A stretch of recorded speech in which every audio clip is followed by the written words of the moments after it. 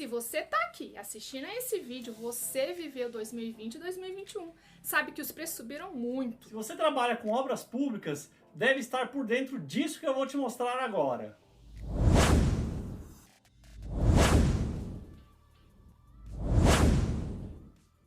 O preço de boa parte dos materiais de construção subiu muito acima da média da inflação do setor. Grande parte dos lojistas de material de construção subiu os preços. Eu estou falando de uma inflação de 3% ao ano no custo da construção e estou falando de um aumento de materiais de 10, 20, 30, 40%. Se você é servidor público e trabalha com obras públicas, provavelmente deve estar recebendo um monte de pedidos para reequilibrar seus contratos. Mas tem dúvida de como fazer essa análise e receio de fazer errado e depois vir a ser responsabilizado por algum órgão de controle. Se você trabalha em empresa privada prestando serviço para a administração pública, provavelmente está preocupado com esse aumento de preços e precisando pedir para reequilibrar seus contratos. Como fazer um reequilíbrio de obras públicas? Será necessário seguir uma série de regras e avaliações burocráticas que normalmente trazem muitas dúvidas. Além da legislação complexa,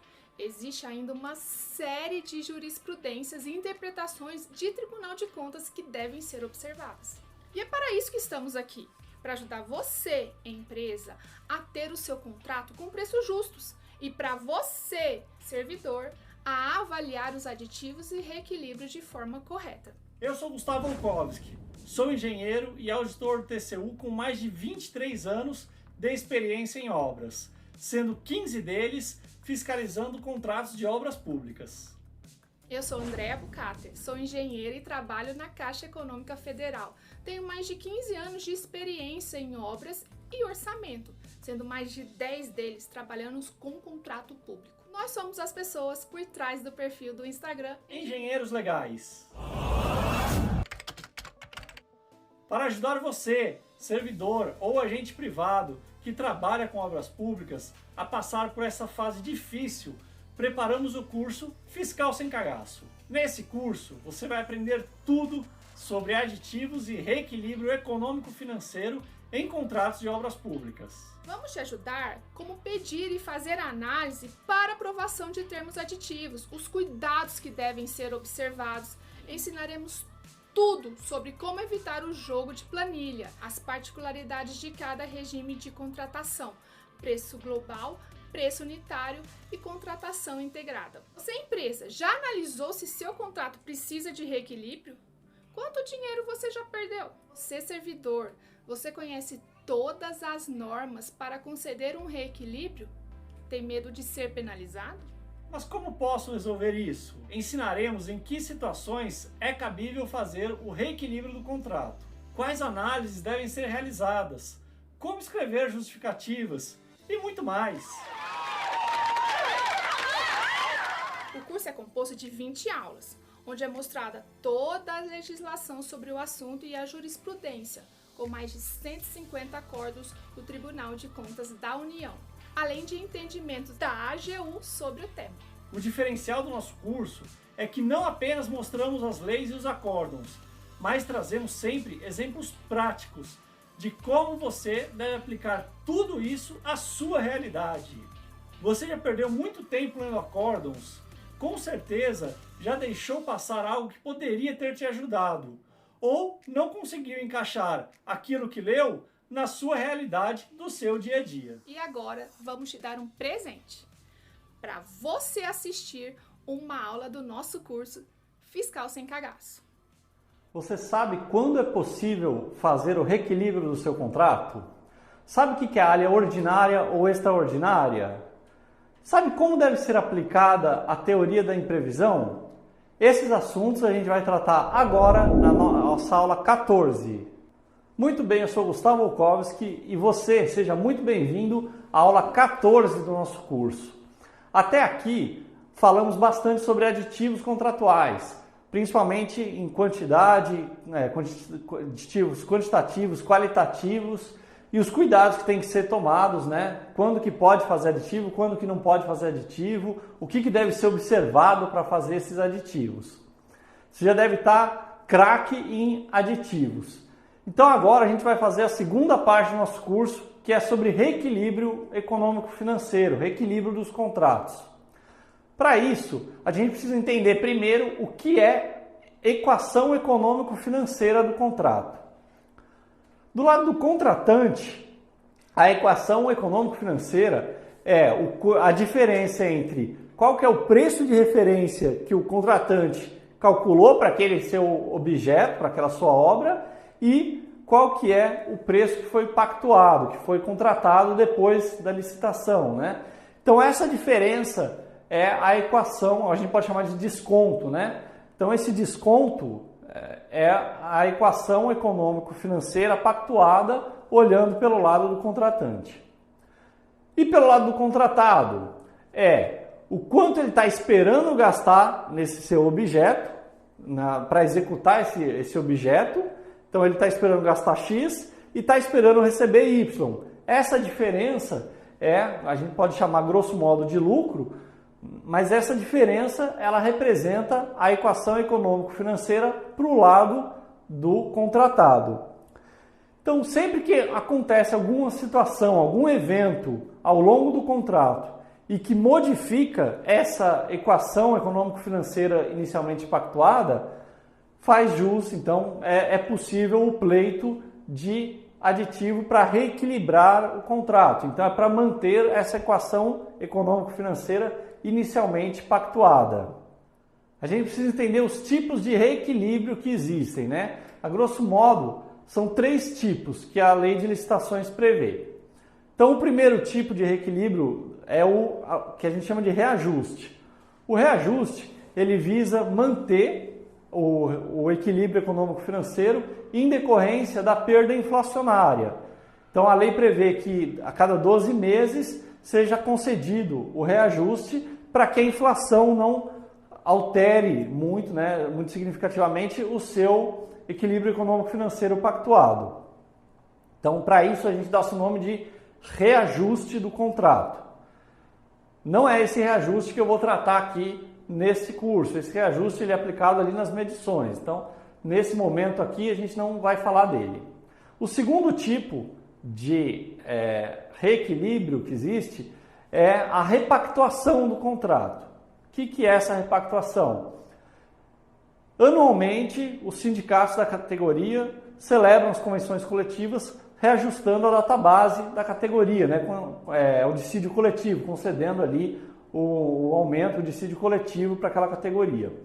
Então, em algumas situações específicas, o contrato pode prever essa repactuação. A gente vai falar dela numa aula específica mais para frente um pouquinho do nosso curso. Então, esse é o segundo tipo. E o terceiro tipo é o que a gente chama de recomposição ou revisão do contrato, que é o reequilíbrio, é o que muita gente chama de reequilíbrio, ele está associando, na verdade, a esse terceiro tipo, que é a recomposição e a revisão. Aqui no nosso curso, eu vou falar desses nomes, revisão, recomposição, e quando eu falar de reequilíbrio, eu vou estar associando também a esse terceiro tipo, que é decorrente de fatos imprevisíveis que modificaram a equação econômico-financeira. Então vamos lá, o que o Código Civil fala sobre recomposição, sobre reequilíbrio de contratos? Vamos ler aqui, e aí eu chamo a atenção para você que no material complementar, aqui embaixo no e-book, que está disponível, tem toda a legislação e a jurisprudência. Às vezes eu vou falar na aula 2, 3, 4 acórdãos, mas aqui no material tem muito mais jurisprudência do que eu estou falando nas aulas. Então vamos lá. Se a gente pegar o Código Civil, o artigo 478, ele fala assim: nos contratos de execução continuada ou diferida, se a prestação de uma das partes se tornar excessivamente onerosa, então gravem essa palavra, excessivamente onerosa, com extrema vantagem para a outra, em virtude de acontecimentos extraordinários e imprevisíveis. Outras palavras importantes, acontecimentos extraordinários e imprevisíveis. Poderá o devedor pedir a resolução do contrato. Então veja, o Código Civil ele prevê que havendo onerosidade excessiva decorrente de acontecimentos imprevisíveis, pode pedir a resolução, ou seja, a rescisão, né, o encerramento do contrato. E se eu não quiser encerrar? Eu preciso, de fato, encerrar? Tem outra alternativa? Então, no artigo seguinte, o artigo 479, ele fala: a resolução poderá ser evitada oferecendo-se o réu a modificar equitativamente as condições do contrato. Ou seja, se não for dar resolução do contrato, se não for encerrar o contrato, então pode-se fazer o reequilíbrio desse contrato. No artigo seguinte, 480, ele fala: se no contrato as obrigações couberem a apenas uma das partes, poderá ela pleitear que sua prestação seja reduzida ou alterado o modo de executá-la, a fim de evitar a onerosidade excessiva. Então, de novo, né, são artifícios para evitar a onerosidade excessiva. Então, o que é muito importante você ter em mente? Que o Código Civil ele trata de acontecimentos extraordinários e imprevisíveis e onerosidade excessiva. São esses critérios que ele traz para possibilitar o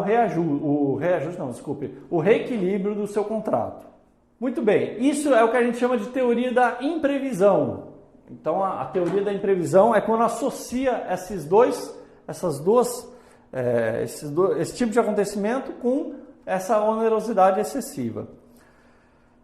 E a lei de licitações, o que ela fala? Tanto a lei de licitações quanto a lei das estatais, elas são similares, elas tratam de modo similar esse ponto. Então, ela possibilita, né, o artigo 65 da lei de licitações: os contratos regidos por esta lei poderão ser alterados com as devidas justificativas, por acordo entre as partes, para restabelecer a relação que as partes pactuaram inicialmente entre os encargos do contratado e a retribuição da administração para a justa remuneração da obra, serviço ou fornecimento, objetivando a manutenção do equilíbrio econômico-financeiro inicial do contrato. E aí ele vem: na hipótese de sobrevirem fatos imprevisíveis. Então, de novo aqui, né, a teoria da imprevisão, ou seja, o fato tem que ser imprevisível, ou previsíveis, porém de consequências incalculáveis. Então, outra hipótese também, né? Eu sei que esse fato pode acontecer, mas eu não consigo dimensionar nesse momento, no momento da proposta, o impacto que ele vai me causar no meu contrato. Então, é também outra possibilidade de reequilíbrio do contrato. Retardadores ou impeditivos da execução do ajustado. Então, se ele causar impacto, né, no meu prazo, ou seja, retardando ou até mesmo impedindo o ajuste. Ou ainda, em caso de força maior, caso fortuito ou fato do príncipe. Então, 3 palavras aqui. Força maior. O próprio Código Civil ele também fala no artigo 393 sobre força maior e caso fortuito. Ele fala assim: o devedor não responde pelos prejuízos resultantes de caso fortuito ou força maior, se expressamente não se houver por eles responsabilizado. E o que é isso, né? O que diferencia? Então, agora a gente vai falar sobre caso fortuito, força maior e fato do príncipe. O que é isso? Existe muita confusão entre caso fortuito e força maior. Existe alguns autores que tratam sempre junto, né? Caso fortuito e força maior. Eu gosto muito de uma parte da doutrina que fala que caso fortuito ele tem a ver com, ele trata, na verdade, é o evento que não se pode prever relacionado à atividade econômica do seu contrato. Então, o que se relaciona à atividade econômica e que não é previsto é o que se chama de caso fortuito. Então, é imprevisto e relacionado à atividade econômica. E os casos de força maior são fatos humanos ou naturais que podem até ser previstos, mas eles são impeditivos à execução e não tem como calcular as consequências. Então, por exemplo, uma greve. Uma greve, você pode prever, normalmente acontece greve, mas você não sabe qual que é a consequência que isso vai trazer para o seu contrato. Então, é um exemplo aqui de força maior. fatos humanos ou naturais. Então pode ser também tempestades, né? Chuvas excessivas, chuvas além das previstas, então tem que ter imprevisibilidade, que impactam no seu contrato. Você sabe que pode acontecer, mas você não consegue prever. Então esse é o ponto. Então, feita essa diferenciação, caso fortuito, força maior, falta falar do fato do príncipe. O que é o príncipe, fato do príncipe, né? Para ficar fácil, vamos lembrar aqui do período da monarquia. O príncipe é o governo, é quem manda, né? Quem está lá na monarquia. Então, quando a gente traz aqui para a nossa realidade, a gente pode encarar, fazendo uma analogia, que o príncipe é o quê? É a administração, é o governo também, né? Então, quando o governo cria um novo imposto, é um fato do príncipe, ou seja, a gente não consegue intervir nesse ponto. É uma obrigação, é um encargo que foi criado pelo governo. Então, o exemplo clássico é criação de impostos, extinção de impostos também, né? Tudo que vale para um lado, vale para o outro. Então, extinção de impostos, mudanças nas alíquotas dos impostos, criação de taxas que são de pagamento obrigatório. Então, isso daí são exemplos de fato do príncipe. A gente vai ter uma aula também aqui, mais para frente, falando especificamente de tributos, né, de fatos do príncipe. Quando que pode ou não fazer, né, e os cuidados que devem ser observados para fazer um reequilíbrio nessas ocasiões.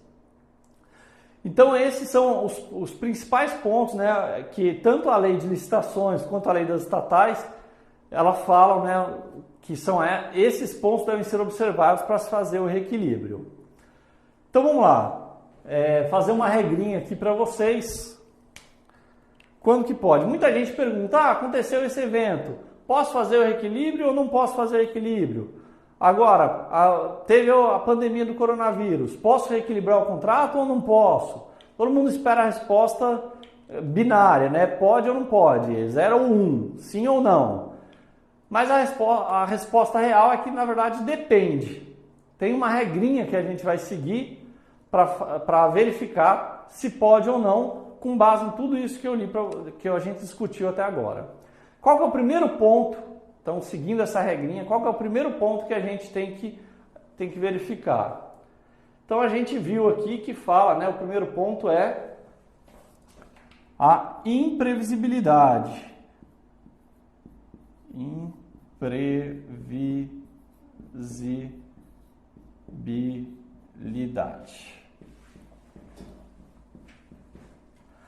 O evento, ele tem que ser imprevisto. Ele não pode, se você no momento da contratação já sabia desse fato, desse evento que estava acontecendo, que ocorreu, ele perde a imprevisibilidade, ou seja, não tem como fazer um reequilíbrio se o evento não é imprevisto.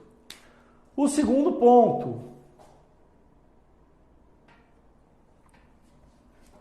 O segundo ponto que a gente precisa observar quando vai fazer é a situação anormal.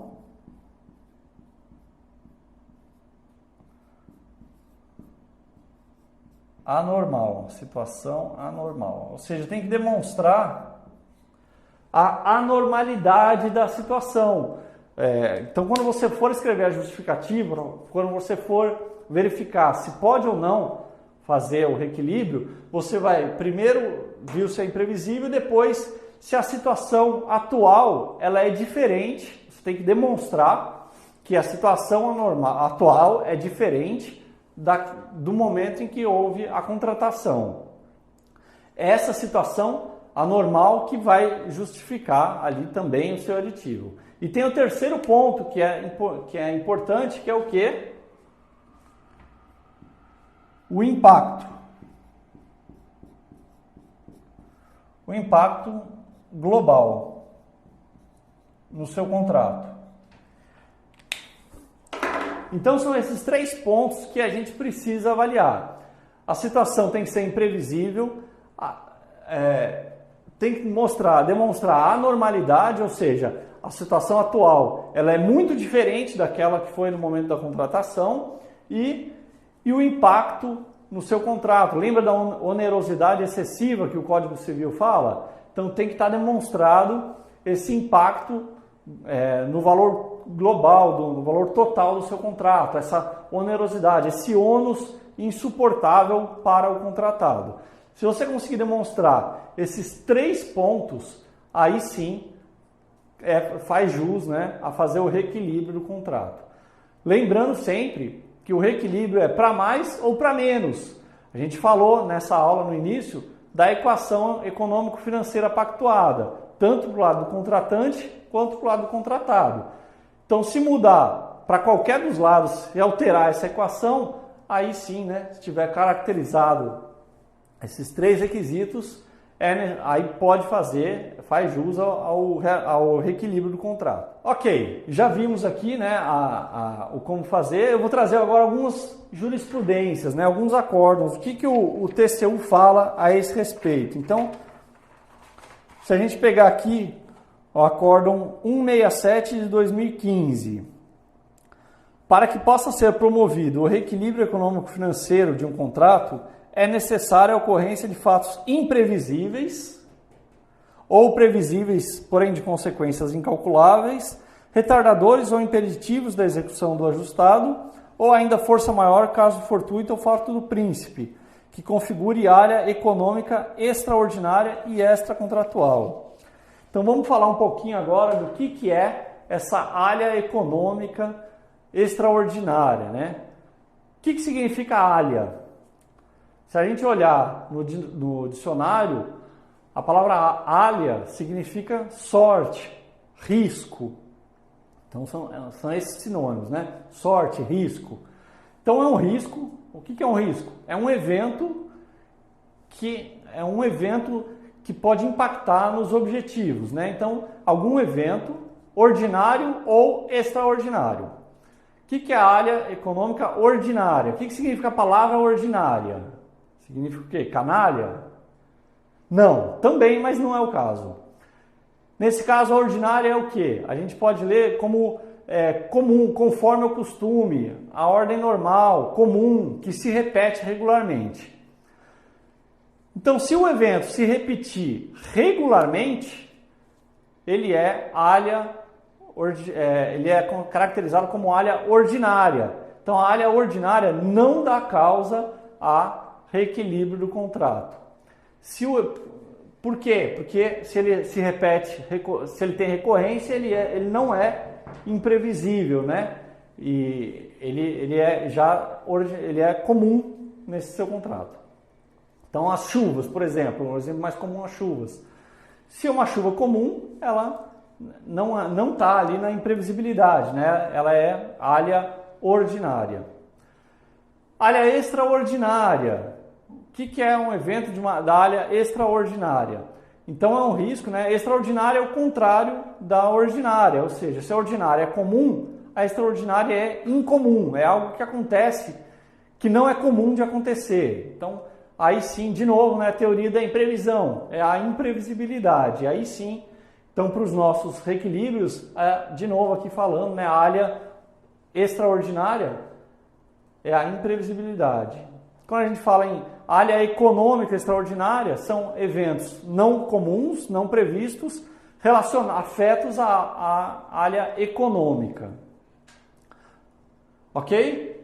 Então, esses 3 pontos que são muito importantes. Vamos ver um outro acórdão aqui, que também é bastante importante.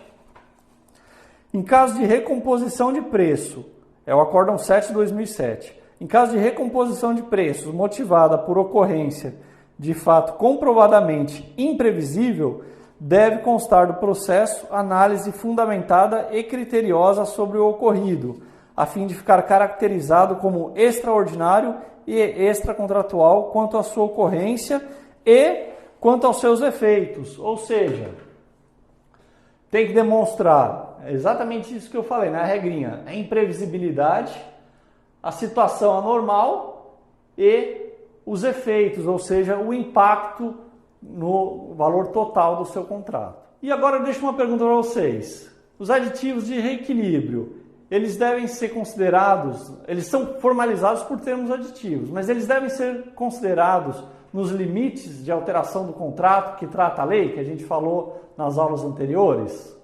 E aí, o que você acha? Sim ou não? Bem, vamos fazer aqui, olhar os 3 tipos de reequilíbrio. O reajuste. O reajuste, ele é decorrente da inflação. Ele está modificando o seu contrato? Ele está alterando o seu contrato? Não está. Ele está apenas, ele modificou a equação econômico-financeira e você está fazendo ali um termo aditivo, ou que pode ser, depois a gente vai ver, que pode ser por apostilamento também, simplesmente para manter essa equação econômico-financeira. Então ele não é uma alteração do contrato. Ele é simplesmente, visa manter a equação inicialmente pactuada. A mesma coisa, a repactuação, quando permitida, ela tem essa mesma finalidade, né? Então, é você pegar o dissídio coletivo, o mesmo reajuste da categoria e aplicar no seu contrato para manter ali o equilíbrio, né? Que foi inicialmente ajustado. E agora, a revisão, a recomposição, ou seja, o reequilíbrio propriamente dito, que a gente está falando aqui. Também, ele não caracteriza uma alteração do seu contrato. Ele caracteriza o quê? Uma situação não prevista que modificou a equação econômico-financeira. Você está fazendo um aditivo para ajustar, para manter essa equação que foi inicialmente, né, pactuada lá no momento da licitação. Então, novamente, ele não caracteriza alteração do seu contrato. Por conta disso, ele não entra no cálculo dos limites de alteração contratual que a lei prevê. Ele está fora esses limites. Ok? Então, com isso, a gente encerra a nossa aula de número 14.